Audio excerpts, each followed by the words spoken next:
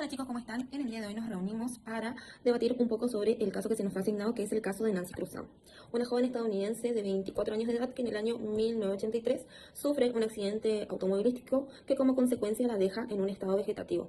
Sus padres, al ver que su estado no tenía ninguna evolución favorable, solicitan a los médicos del hospital en donde ella se encontraba internada que le retiren el soporte vital que la mantenía con vida, justificando que ese era un deseo que Nancy tenía.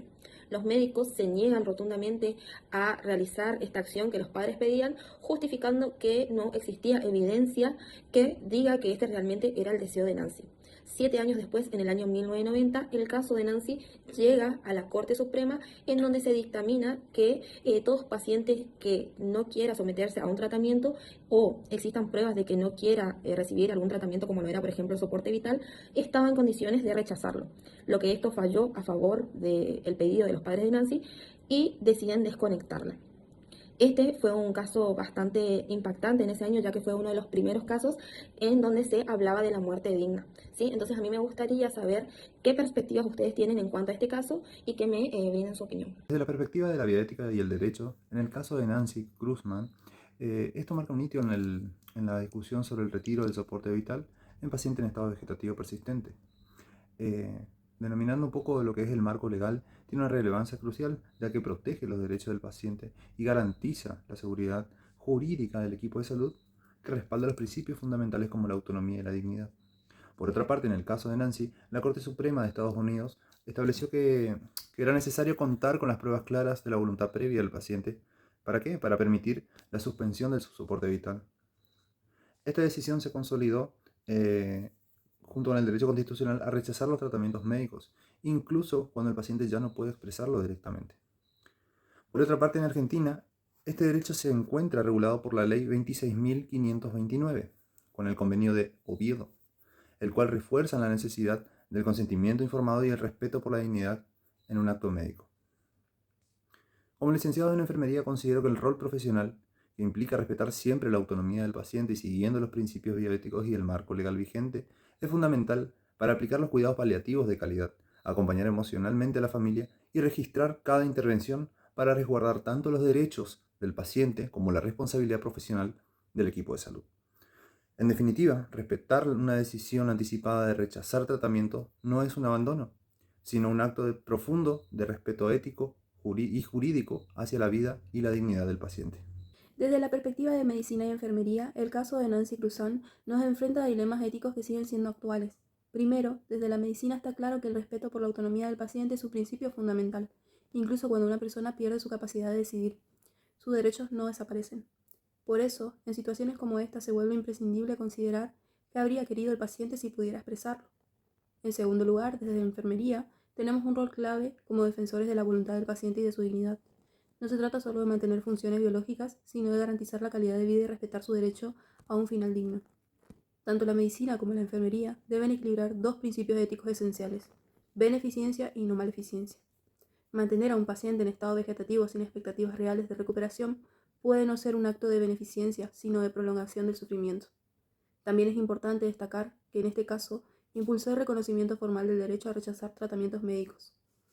A partir de aquí cobra aún más fuerza la necesidad de promover instrumentos como el consentimiento informado y las voluntades anticipadas.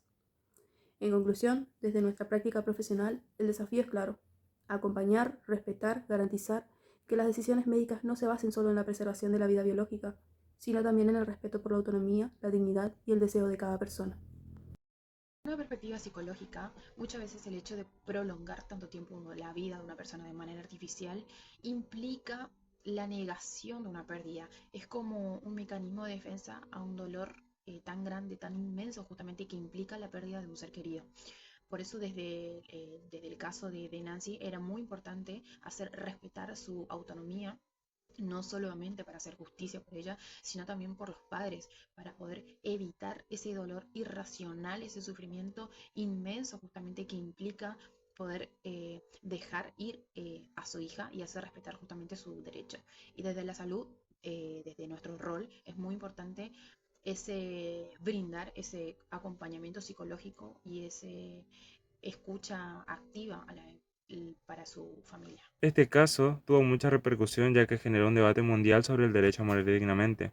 Reflejó que no siempre el deseo de la persona es respetado y que a veces la vida se prolonga artificialmente en contra de la voluntad y dignidad humana.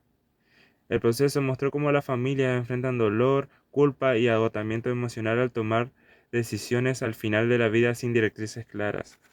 Y por otro lado, demostró lo difícil que es para una familia tomar decisiones, incluso cuando esta persona no se puede manifestar ni expresar por sí misma, la ley no le permitió decidir rápidamente, lo que causó más sufrimiento.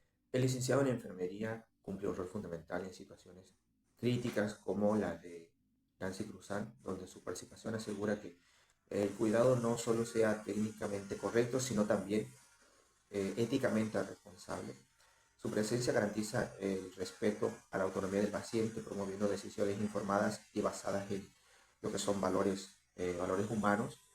Además de esto, actúa como un puente de comunicación entre el equipo de salud, la familia y el propio paciente, transmitiendo información clara, escuchando inquietudes y acompañando en la toma de decisiones difíciles. Por otro lado, como defensor de los derechos del paciente, el licenciado en enfermería vela por el cumplimiento de los principios de dignidad, privacidad y consentimiento informado.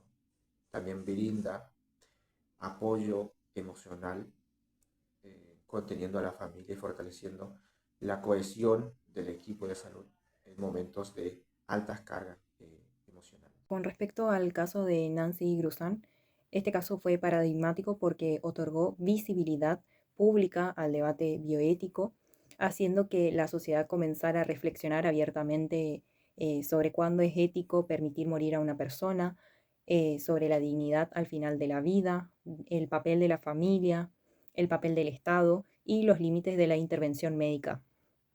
A partir de este caso, muchos estados en Estados Unidos y otros países promovieron leyes sobre directivas anticipadas, derechos de los pacientes, cuidados paliativos y limitación de esfuerzo terapéutico. Además, puso en evidencia un vacío legal y ético respecto al derecho a morir dignamente. Impulsó cambios legislativos y sociales y fortaleció la noción de que el respeto por la autonomía del paciente debe mantenerse incluso cuando éste ya no pueda expresarse. En conclusión, el caso de Nancy Cruzan sigue siendo uno de los más emblemáticos en la historia de la bioética, al plantar la importancia de respetar la dignidad humana y la autonomía personal frente a decisiones médicas críticas. Nos recuerda que, más allá de los avances tecnológicos y de las posibilidades médicas, siempre se debe prevalecer la ética, la empatía y el respeto a los derechos individuales. La historia de Nancy abrió un camino de reflexión profunda sobre el valor de la vida, el consentimiento y la importancia de escuchar y honrar los deseos de quienes no pueden expresarse.